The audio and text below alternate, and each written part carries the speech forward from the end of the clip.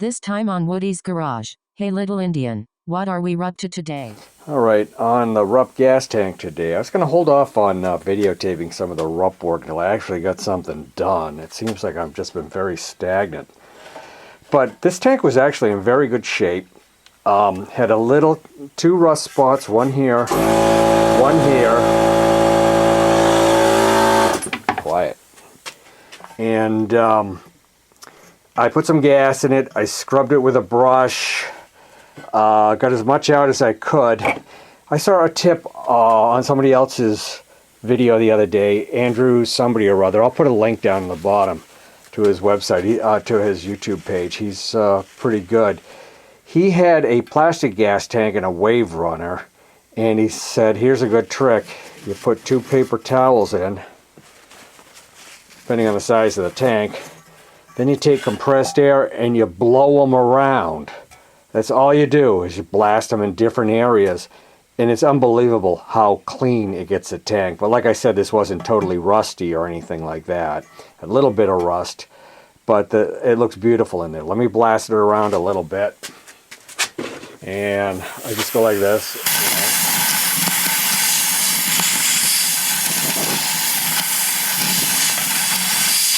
I'll get the paper towels out and I'll show you. I think can you see in there? It's hard to see. Let me see. Yeah, that actually looks kind of the best. And it looks beautiful in there. It really does. So if you just got a bunch of junk in there, try that trick because it works pretty good. Petcock's in good shape. I'm going to put that back in. I'm going to put a little bit of mystery oil in it and just swish it around to coat the inside. Alright, we got a 17-tooth end sprocket for our jack shaft. I was kind of toying with the fact of going with a smaller outside one, but I didn't want to. Smaller just didn't seem to work, and there's lots of like that thing to clear, etc. So I decided to go bigger here. It was between a 14 and an 18, so I kind of split the difference and went 17. Hey, I'd rather have low end. I'm not, going on the highway or something. So, another thing is there was a hole right here. I could not find anything that would fit it, so I drilled it out a little bit and tapped this, and it's actually metric. That's the only taps I have. But I want to put some kind of chain tensioner on here, and I'm not quite sure what to make. But I'm kind of curious to see if this thing has a little more oomph with this sprocket. I cleaned out the gas tank. That's all hitched up. This is, I hope, like the last thing I really have to deal with. But, this engine wasn't running right, and we're still thinking the 20-degree stuff, etc. So, I don't know. I'm still just farting around, I guess. Let me see if I can come up with something for this. Maybe not. Maybe I'll just tighten the chain and see what it does. Here's some junk I have to work with. This is what I made for my Baja mini bike, and I actually used it for a good long time out of wood, piece of PVC, and that's it. And it actually worked really well. Then I got a real one, just replaced it. This, I'm not quite sure what this was from, but it has the spring. That's from a snowblower. I don't think that's any good. Make a racket, wouldn't it, on that? I think so. Well, I probably should have tapped this with the engine off. So it's kind of crooked, but, and like I said, it's metric. I'm thinking of just putting a piece of rubber tubing, fuel line over this. It'll last for the day anyway, just for the race coming up. So I can fart around on it. But it'll work to keep the chain stable, I hope. Let me see. Let me get the hose on there. Yeah, I can't say I like how that looks. That looks so cheap. It's like it's too close. It's too much of a... It sucks. I'm taking it out. I'm going to go without unless I think of something new. Now this thing would probably work good if I could mount it, like this.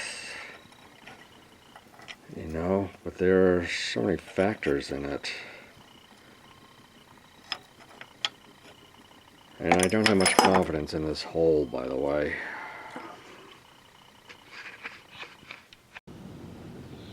Okay, it's the first time I've had gas in the gas tank. I cleaned it. There's a light oil in it. We'll see if the petcock leaks like crazy. I hope it doesn't. Yeah, it looks like gas is going through it too, and it's not leaking yet.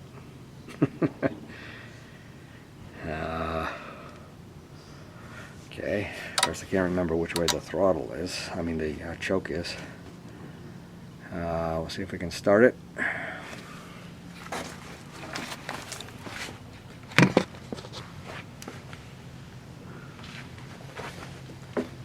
Yeah, switch is nice and loose.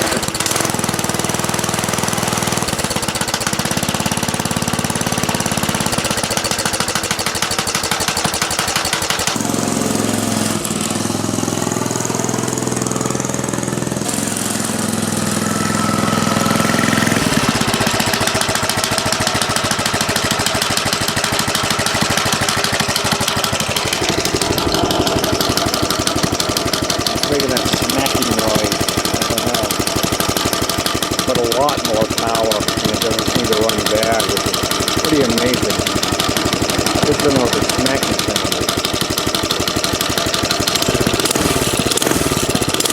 Look at that, man. Much better.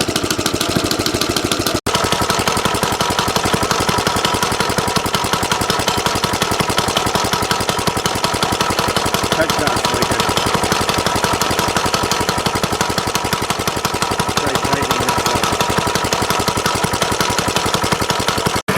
Okay, I figured I'd get the Little Indian with a 5 horsepower Honda on it ready to go for the race, because this is the one that always works.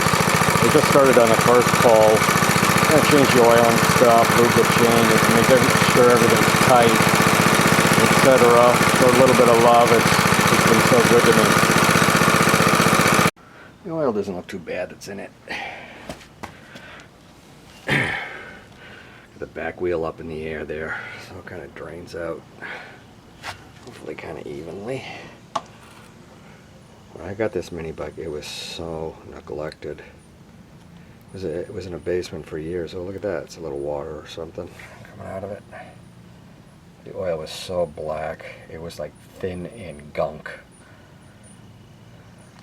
Probably had more oil changes since I've owned it than it did in its whole lifetime. We'll get that out, put some nice clean stuff in it, and go from there. Okay, oil changed, chain adjusted, wiped it down, filled up the gas tank with a little secret ingredient, Marble Mystery Oil. Put air in the tires. Everything's good on this bike. I'm toying with the idea of painting this black. Will it look terrible, or will it look better? I mean, the paint doesn't really even match. It's so dulled out. It's probably from a different engine. Maybe this isn't even a 5 horse. Who knows? Or GX 140. Don't know. But also, I wrote like the controls here because I can never remember what these things do. And they kind of, you know, put a little cool Honda logo and everything and all. Just kind of melted, so I want to make something better on that, so you know, you don't have to second guess it. For me, I can't remember anything, so yeah, I think I've got some paint on it. So pull up the table, on it up. Yeah, I think it looks better. I used a blend of gloss and flat, so it didn't look, you know, brand new shiny. Looks like, you know, looks like it's been there. Back over to the Rupp. Now the petcock I just closed out, and I was thinking, like, you know, maybe like in the old days they used to use something like a piece of leather to keep it from dripping, kind of like an O-ring kind of thing. And let's see what it does now. No. So I'm wondering if there's an O-ring right in here. I have to lay the bike on its side, I think, and pull the petcock off. Or maybe just pull the bottom off and see what the heck is going on. Okay, this is what I got out of there. It's unscrewed. And it looks like there's possibly be a O-ring at the bottom. The camera can probably see it better than I can. So I found a O-ring that fits the shaft pretty well, but I didn't tear the old one out of there. The reason is that it might be bigger than this one, you know, a little wider. And I'm wondering if the two will work in conjunction, maybe. Give it a chance before I rip it out and try this one alone. Alright. See, I'm kind of in the sun, can't really tell what I'm seeing on the screen. But let's open up this and see what happens.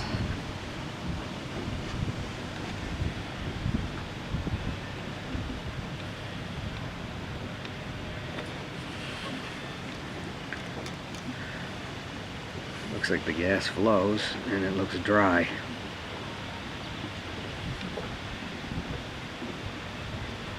So far.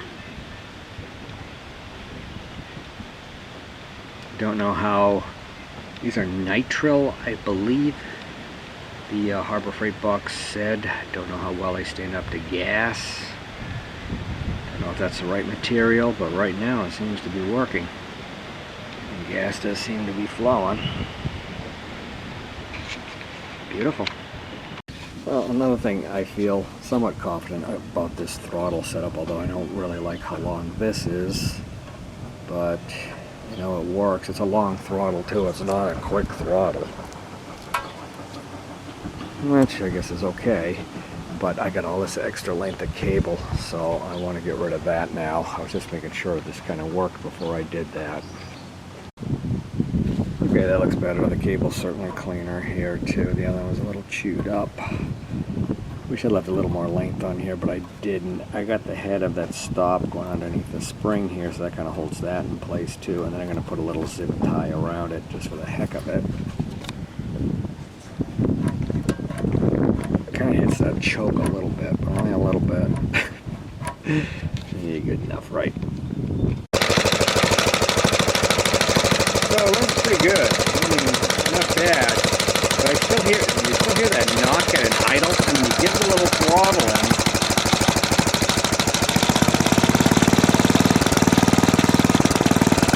It's gone. What the hell is that? And honestly, it doesn't sound that good. Petcock is holding.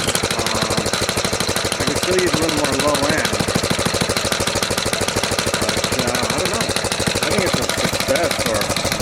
When I bought this thing, it was just a frame, no forks, no tires, no nothing. And I'm in pretty good shape. Certainly could be better, but I'm pretty happy. Well, I decided to investigate a little further. So I took the clutch off and the brake and everything like that to see if I can still hear the sound. I was wondering if it's coming from the clutch, just kind of banging a little bit. So I guess we'll find out now. Well, this makes me feel better because there's no knock now. It's in the clutch.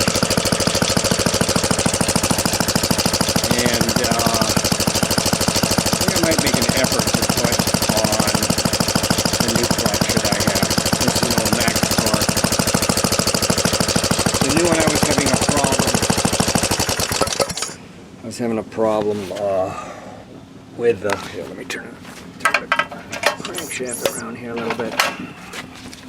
This is an ultra long shaft, but the keyway stops there. So I'd like to you know, get it further in here. Sorry about the camera work. Then that other clutch would work.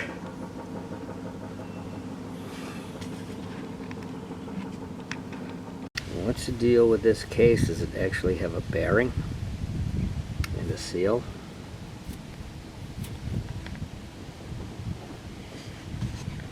Yeah, I took the Dremel for 2 seconds and just tried to scratch it, and it's just like, huh, yeah. I don't know how I'd ever broach that thing. Yeah, I can see where the noise is coming from. It's all sloppy and stuff. At the end there. And the bearing kind of moves around a little bit, you know, not a whole lot.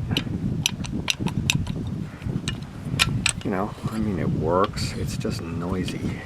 And noise probably means it's, you know, gonna wear pretty quick.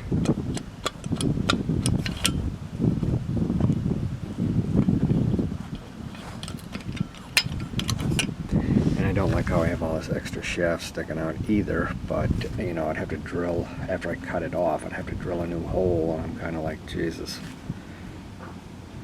there's so much crap to do on this thing. I just really wish I could make that keyway extend. Okay, I might have a fix for this to get rid of the slop. I put another snap ring underneath the snap ring that fits in the groove, and I still have a little bit of play in the end, so it should be good. You know, perhaps something was missing from this clutch. I don't know, because I bought this used. Never buy a used clutch, by the way. Well, it took a while, but I got a washer to fit. It's really tight. It would probably hold the clutch on just the way it is. I'll have this bushing at the end, which is good. The time I spent on this, I probably could have cut off the shaft and retapped it and everything. I'm not quite ready to do that, so. And noise is still there, but at least I know it's not the engine, it's just that clutch. Also, I felt the chain doing some weird stuff while I was riding, but I didn't perceive anything. It's a little loose.